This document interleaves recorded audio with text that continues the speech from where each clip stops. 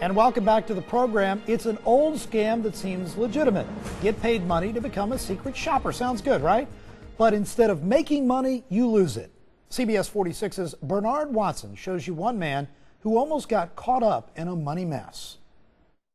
You have a web, okay, which is hard to track. James Collier nearly got caught up in that web connected to a check cashing scheme. Mail from Portland, Oregon, return address for the priority mail, Brandon, Florida, mailing to Manila, Philippines, check drawn on Matadoros Community Credit Union, which is in Northridge, California. It all started when he got an email asking if he wanted to become a secret shopper. You have been chosen to be one of our secret shoppers.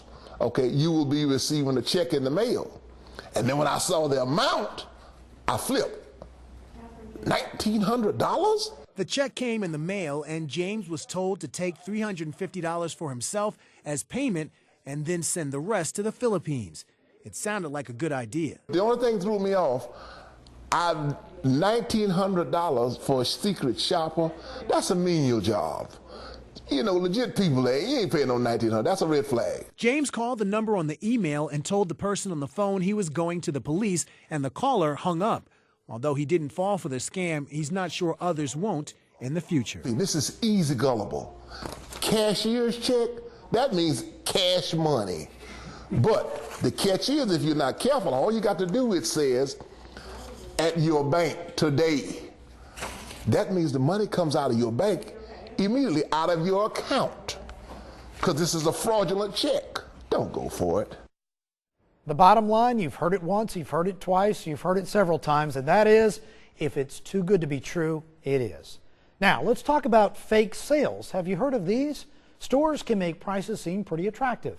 It's a tactic they use to make you think they're legitimate sales. CBS 46's Annalee Penny shows you what to watch out for. To you, the customer, the prices are pretty attractive. For the stores, it's a tactic that they use to make you think that they're legitimate sales. Now, what they'll do sometimes is change the price just enough to offer a discount, but still make a profit. Now, one trick they use is marking up the original price, then bringing it down, making you believe it's on sale, when in fact, you're probably paying close to the retail price in the end. And MarketWatch says you can sidestep these faux sales by doing a quick search. Price the product in several different stores, including Amazon, to make sure that it is a good deal. And know the best time of the year to buy. Every single month, there are items that you should buy and then ones you should avoid. Now, through July, you're going to see low prices on furniture, home decor, tools, and computer games.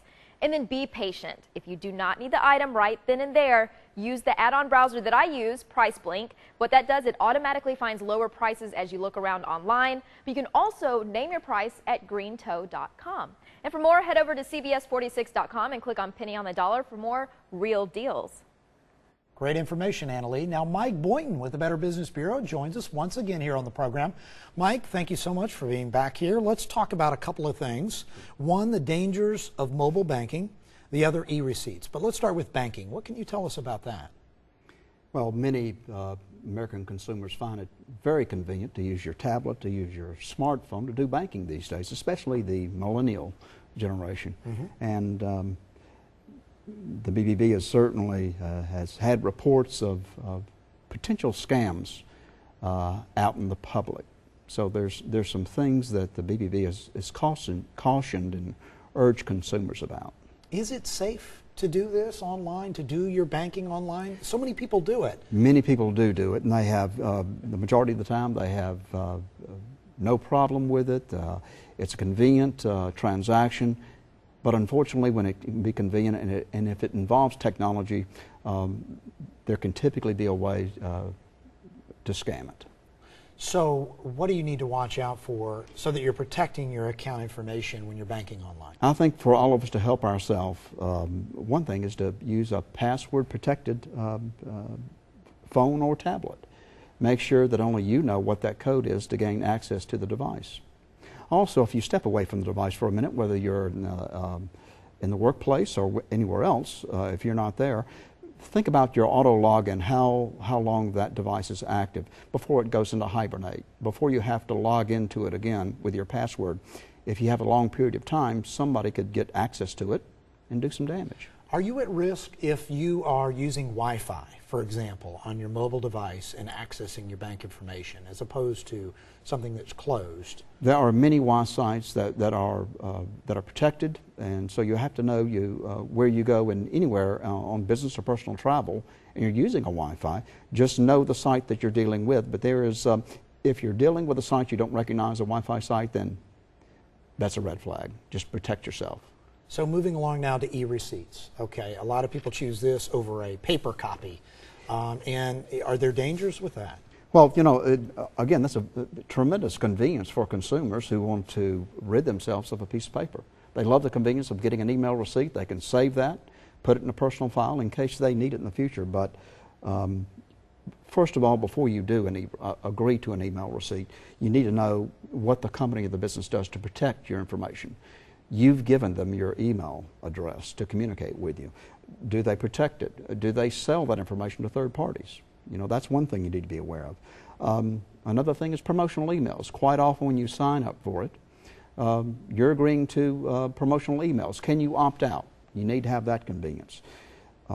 Is it potential to have a scam from it? You better believe it. Scammers will find a way to, they can take that corporate logo, identity, pop you an email or a text message.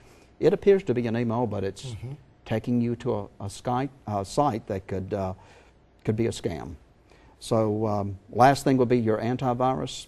Always keep it updated. That will keep you protected. Yeah. And if you receive an email that looks like it's from your, let's say, bank, one thing I tell people is go directly to their bank and that website, not clicking on that link, but go or call your bank and find out, hey, I got this. Is this legitimate? Exactly right, Adam. I mean, banks and financial institutions, they're typically not going to communicate with you. Personal information via email, they will communicate via direct mail through U.S. Postal Service. Contact the bank, and you can identify, did they really communicate with you or not? Is this a scam? So to me, the lesson from all of this is be cautious. Don't be afraid. Be cautious about doing these things online. Absolutely. Know who you're dealing with, and if you have any question about is it legit or not, call that company or organization just to verify it. Yeah, just pick up the phone. You can do that. Right, and just avoid those links that you get or text messages with links, because that's where you run into some identity issues. That will help you protect your identity and your money. Great. Mike Boynton, thanks for being on the show. Very good information. I think this is helpful to all of our viewers. Now, one local woman says she was scammed out of $2,000. In 2 minutes, we'll tell you what you need to know while planning a beach getaway. Stay with us. Coming up right after the break.